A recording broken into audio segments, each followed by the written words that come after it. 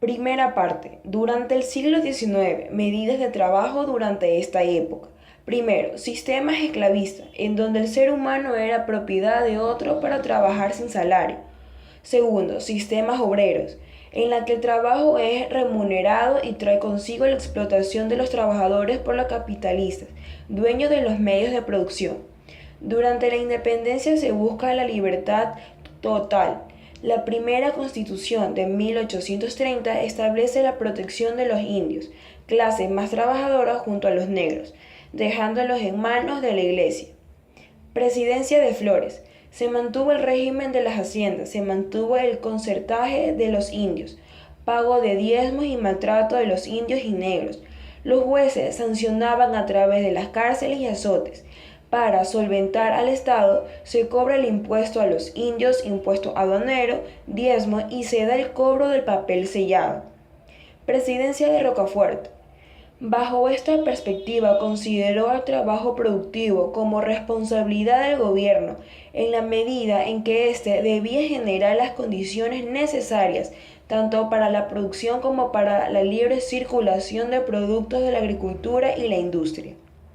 La era marxista, 1845-1859. Urbina consolidó la alianza entre la oligarquía latifundista y comercial costeña con las Fuerzas Armadas. Llevó adelante un programa de corte liberal que promovió la apertura económica y el comercio e incluyó la abolición de la esclavitud en 1852, la supresión del tributo indígena y medidas a favor de los campesinos serranos. Todo esto generó una feroz reacción del latifundismo tradicional, que declaró la guerra al urbanismo. La segunda parte va durante todo el siglo XX. En esta época el país también sufrió las consecuencias de la industrialización. Durante la Revolución Liberal que va desde 1895 hasta 1912, encabezada por el general Eloy Alfaro Delgado, dicta medidas de protección a favor de los indios y a principios de 1900 la mujer era requerida en el servicio público. En el liberalismo plutocrático, otro periodo que va desde 1912 hasta 1925, se emprendieron reformas sociales para establecer el número limitado de horas de trabajo, tanto para obreros como para empleados. Se abolió la prisión por deudas y el concertaje. En el año 1922 se da la más sangrienta matanza contra los obreros, efectuada un 15 de noviembre, en Guayaquil, y paralelamente el Congreso dicta un reglamento sobre la indemnización del accidente de trabajo.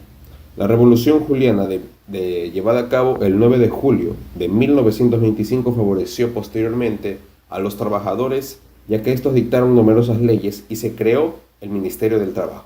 El actual Código del Trabajo tuvo una marcada influencia del movimiento obrero. De hecho, los campesinos y artesanos reunidos en Ambato apoyaron con su aprobación en un Congreso Obrero Nacional, mientras que el rechazo vino por parte de los industriales gremiados de Quito y Guayaquil. Durante la dictadura civil de Federico Páez se inició el Seguro Social, mediante la creación del Instituto Nacional de Previsión, las reformas al Código Civil, las leyes de huelga y salario mínimo, todas ellas en beneficio de la clase obrera. Este marco legal surgió en la corta dictadura del general Alberto Enríquez Gallo, otro mandato en la cual se estableció muchas disposiciones de índole social, como la denominada Ley de Protección de Salarios y Sueldos, que se llevó a cabo el 19 de enero de 1938, y el reconocimiento a la sindicalización obligatoria de los profesores estatales.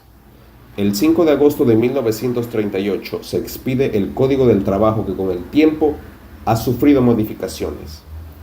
La creación del 13º sueldo, un 26 de noviembre de 1962, junto con el decreto de las 40 horas de trabajo a la semana y sueldos extra en el gobierno de Carlos Julio Arosemena Monroy, inicialmente era destinado a los afiliados a las cajas de previsión, actual Seguro Social.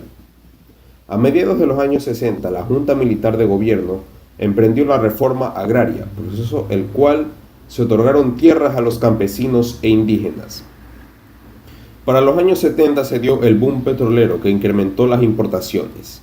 En los años 80 se creó el Seguro Social del Campesino y promulgó la Ley de Jubilación de la Mujer, a los 25 años de trabajo y la limitación de la semana laboral a 40 horas.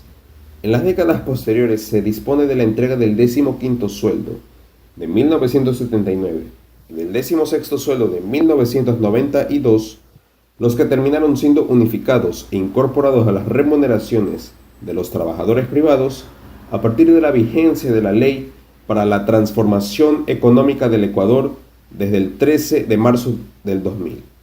Gracias. Durante el siglo XXI hasta la actualidad.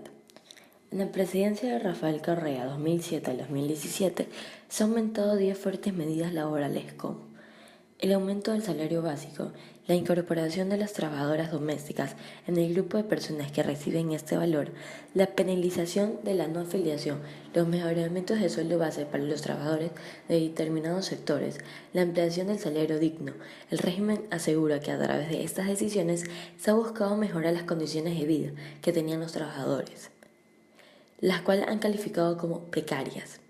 En temas como el techo de las utilidades, que se fijó a través de la Ley de la Justicia Laboral, hubo regresividad de derechos.